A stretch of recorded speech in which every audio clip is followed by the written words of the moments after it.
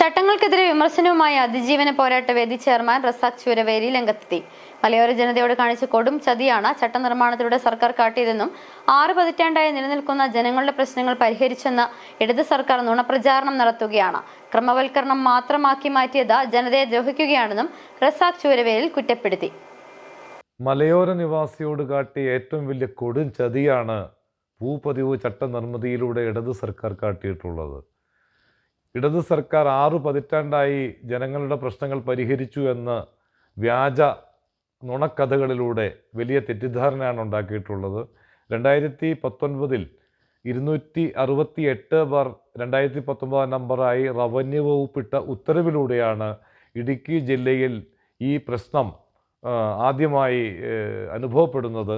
അതിനുശേഷം അത് ചോദ്യം ചെയ്ത് നടന്ന കോടതി ഹർജികളിലൂടെ അങ്ങേയറ്റം നിവൃത്തിയില്ലാതെ ഇതെല്ലാം ചട്ടത്തിലൂടെ പരിഹരിക്കുമെന്ന് പറഞ്ഞ സർക്കാർ അനാവശ്യമായ നിയമനിർമ്മാണം നടത്തിയപ്പോൾ തന്നെ വിവിധ സംഘടനകൾ ഇക്കാര്യത്തിൽ സർക്കാരിന് ദുരുദ്ദേശമാണെന്ന് പറഞ്ഞത് സ്ഥാപിക്കുന്ന കാര്യമാണ് ഈ ചട്ടനിർമ്മിതിയിലൂടെ ഉണ്ടായിട്ടുള്ളത്.